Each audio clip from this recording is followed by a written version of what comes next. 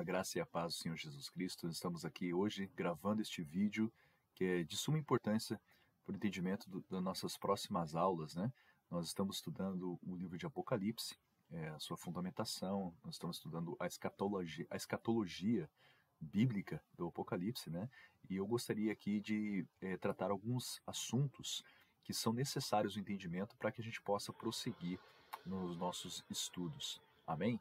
Que Deus abençoe a sua vida, né? Vamos orar, pedir ao Espírito Santo que Ele ensine o nosso coração, ensine a nossa alma de acordo com as Escrituras, de acordo com o desejo do coração dEle, que é realmente, com muita humildade, buscando conhecimento, buscando o que o Apocalipse realmente nos revela e o que nos ensina na nossa vida, nós podemos avançar com Cristo. Amém? Tenho certeza de que essa aula será muito proveitosa, apesar dela ser assim em poucos minutos, né?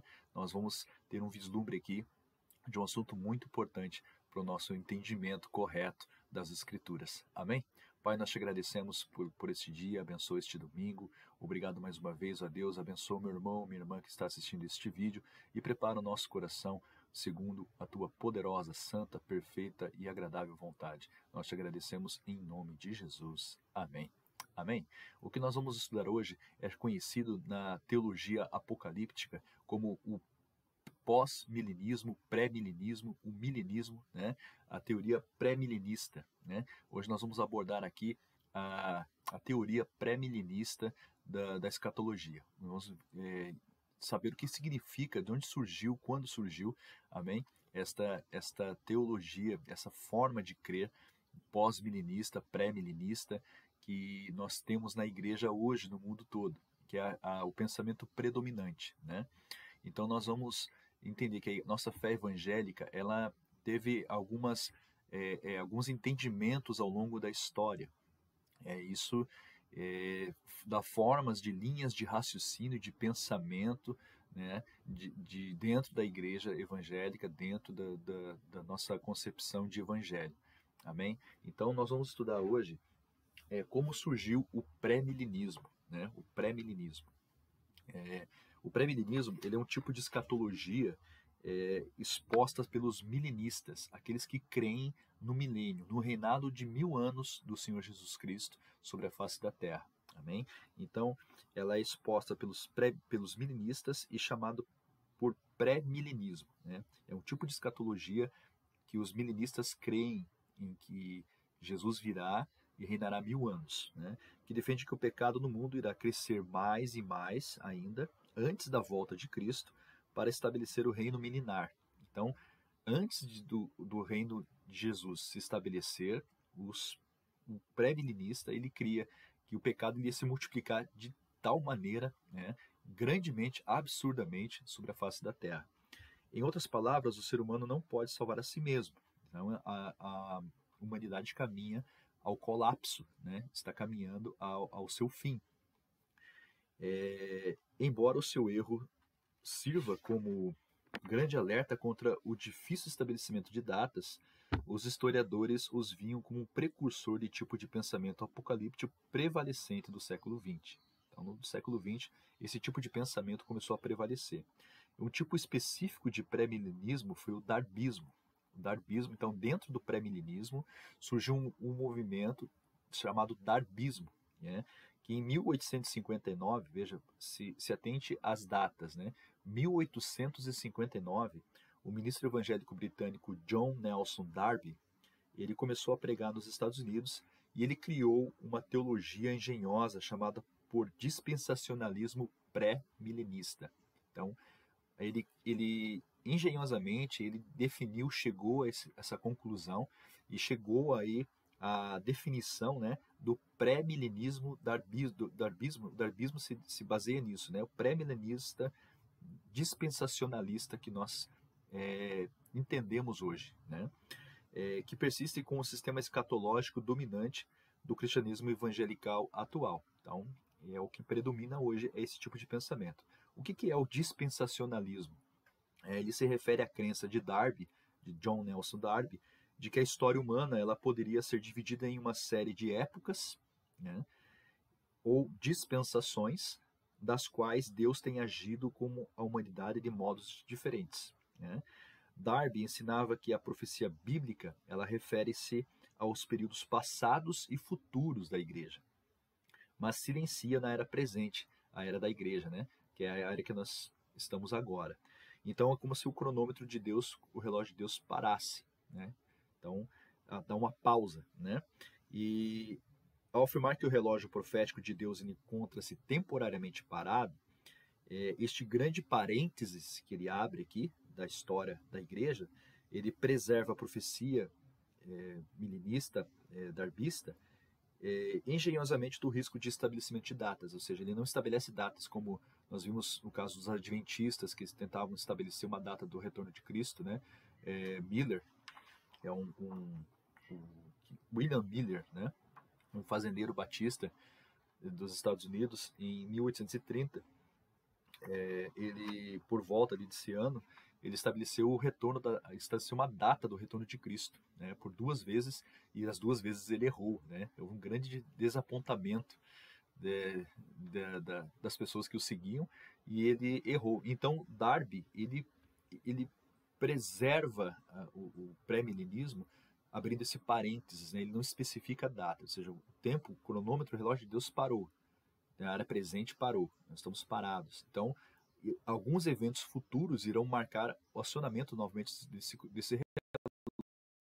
né? E alguns aqui dizem que quando o templo lá em Jerusalém for restabelecido, aí o cronômetro de Deus começa a ligar de volta, aí começa o milênio de Cristo, Cristo vem, reina com os 1000 anos. Então, essas definições, essas concepções, nós precisamos entender que existem e formam um pensamento escatológico da igreja atual. Tá? Então, são raízes nossos que surgiram em 1800 e pouco, para a gente poder entender da onde vem esse pensamento, qual que é a concepção, de onde vem essa concepção que as pessoas creem. E isso é importante para nós avançarmos no nosso estudo, né? Então, ao afirmar que o relógio profético de Deus encontra-se temporariamente parado, este grande parênteses preserva a profecia engenhosamente do risco de estabelecimento de datas, né? Um dos elementos mais defendidos pelo sistema de Darby é o arrebatamento. Então, daí nós vamos ver aqui a própria igreja se aprofundando nos estudos sobre o arrebatamento. E é isso exatamente que nós temos que entender também, né? Nós vamos estudar também o arrebatamento para entendermos e continuarmos estudando o livro de Apocalipse, né? Nós vamos ver lá tudo que para poder, porque nós estamos no capítulo 5, e a partir do capítulo 5, várias coisas ali começam a acontecer, né? E nós vamos chegar então no momento do arrebatamento da igreja. E nós precisamos entender quando que começou esse pensamento, esse aprofundamento do estudo do arrebatamento, né? Então nós vamos ali, um dos elementos mais defendidos pelo sistema de Darby aqui é o arrebatamento, no qual os crentes fiéis a Cristo serão instantaneamente levados para o céu, onde poderão observar os terríveis 7 anos de tribulação subsequentes da terra, matando a todos com exceção de poucos. Então, aqui nós temos que também se ater a outros termos. Então, nós temos aí os pré-tribulacionistas, que creem que esses 7 anos de tribulação, a igreja vai ser arrebatada antes desses 7 anos. Então, são chamados de pré-tribulacionistas. Existem também os mesotribulacionistas, que creem que a igreja será arrebatada na metade desses 7 anos, ou seja, 3 anos e meio ali. A igreja pega 3 anos e meio da grande tribulação ainda, e daí ela é arrebatada. E existe também os pós-tribulacionistas, que creem que a igreja passará pelos 7 anos da tribulação, levando aquela peneirada de Deus, para então ser arrebatada. Então nós temos esses 3 conceitos também: pré-tribulacionista, mesotribulacionista e pós-tribulacionista. Isso é necessário que nós possamos entender para dar continuidade ao nosso estudo. Então, o darbismo, aqui o pré-milenismo, dispensacionalismo, né, ele vai para uma corrente teológica, para uma linha de pensamento teológica mais pré-tribulacionista, ou seja, creem que a igreja será arrebatada antes dos 7 anos de tribulação, da grande tribulação que virá sobre o mundo, né? Aquela da aula passada que nós falamos, a qual o mundo ainda não viu, nem sentiu ainda esta grande tribulação. Uma grande tribulação que o mundo ainda não experimentou, não teve essa experiência, ao longo de toda a história humana, ainda não ocorreu essa grande tribulação, tá? Porque ela é o reinado ali, o governo, digamos assim, temporário do anticristo, né? Então, continuando aqui, né?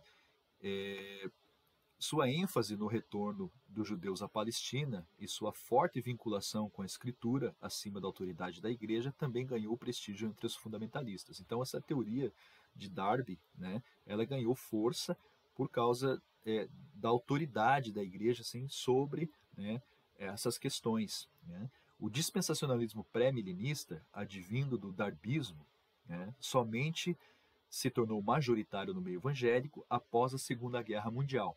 Então, veja, ele começou a ganhar força realmente após o término da Segunda Guerra Mundial. Nós lembramos também que a Segunda Guerra Mundial, para quem viveu naquela época, era o fim de tudo. Era realmente que ia começar o grande ali, a grande tribulação ia começar naqueles dias, porque muitas pessoas morreram. Levantou-se a figura aí do Adolf Hitler como, né, a visão dentro de quem cria nisso era o anticristo, né, e estabeleceu o governo ali do anticristo, arrastou o mundo a uma guerra, né? E nós vimos ali que realmente as pessoas que viviam naquele contexto tinham esse entendimento, né? Então, o dispensacionalismo pré-milenista, advindo do darbismo, somente se tornou majoritário após a Segunda Guerra Mundial, acompanhando o pessimismo das pessoas, né, que aquela guerra gerou nas pessoas. A partir de então, a igreja perdeu também uma visão integral da missão cristã.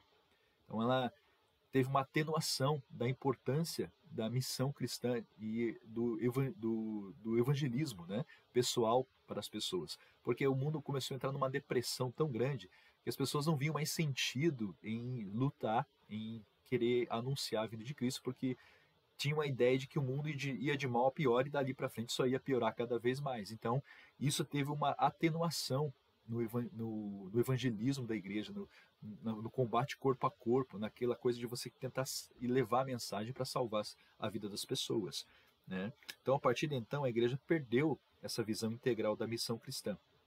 Passou-se a defender que a humanidade só iria de mal a pior, sendo apenas perda de tempo, perdão, por ter aquela esperança de melhoria, entendendo-a como a vontade de Deus. Então, é a vontade de Deus mesmo, que seja assim, vamos deixar quieto, né? A ênfase recaiu completamente na questão individual da salvação e missão. Então, isso afetou essa questão individual da salvação, né? E a missão da igreja em anunciar a volta de Cristo. A partir de agora, só interessaria a alma do próximo. Então, nós temos que procurar pregar quem quiser que venha, quem não quiser que não venha. Então nós temos que evitar esse tipo de retomar, né, a missão integral da igreja, retomar ali a missão de uma forma. Quando a gente fala missão integral da igreja, a gente não está associando a nenhum movimento esquerdista, tá? Tem um movimento esquerdista dentro da igreja aí que se chama missão integral. Então, cuidado, né? Eu não estou aqui fazendo apologia a nenhuma forma de socialismo, por favor. Nós estamos aqui estudando a palavra de Deus, então nós temos que entender essas formas, né? Missão integral que eu digo é a ênfase que a igreja dá à questão de anunciar as boas novas, anunciar a mensagem de salvação enquanto há tempo, enquanto as pessoas estão precisando. Apesar do mundo ir de mal a pior, nós temos que fazer ao contrário do que aqui o movimento do darbismo fez, né? Que vamos deixar, quem quiser vem, quem não quiser já era. Nós temos que procurar as pessoas, procurar os perdidos e anunciar a salvação em Cristo. Amém? Então, por hora, nós vamos nos ater a essa aqui, né? O pré-milenismo, o dispensacionalismo, e daí na próxima aula nós vamos estudar aí o arrebatamento, que nós vamos precisar de mais um tempo aí considerável para nós entendermos e estudarmos o arrebatamento. Amém? Então, deixa eu passar aqui já conteúdo da próxima aula, que seria aí a gente ver as teorias sobre o milênio, né? Existem também os milenistas, né, os que creem no milênio, os amilenistas, que não creem que o milênio será dessa forma, né, que Cristo virá reinar 1000 anos, efetivamente, né? E aí nós temos os pós-milenistas, né, que creem que o reinado de Cristo vai começar depois da sua vinda, né? Então, os pré-milenistas creem que a igreja é o reino de Cristo, né? Que a igreja ela é o reino de Cristo já na Terra, né? Então, nós já estamos no, digamos assim, os pré-milenistas creem nisso, nós já estamos no milênio de Jesus Cristo, Jesus já está governando, né, a partir dos 1000 anos aqui, e a sua vinda é o término dos seus 1000 anos. Existem os pós-milenistas que creem que na volta, o terrível dia do Senhor, é que vai começar esses 1000 anos, e os que morreram com ele, os que foram arrebatados, voltarão com ele e reinarão 1000 anos, né? Então nós temos essas duas formas de crer no milênio. E nós temos também os amilenistas que não creem no milênio, não creem em nenhuma dessas duas formas. Amém? Então, até a próxima aula nós vamos estudar isso aí. Fique com Deus, um ótimo domingo. Nos esperem, nos encontramos na igreja logo mais às 18 horas. Nosso culto lá abençoado para a glória de Deus. Que Deus abençoe a sua vida em nome de Jesus. Amém? Um abraço.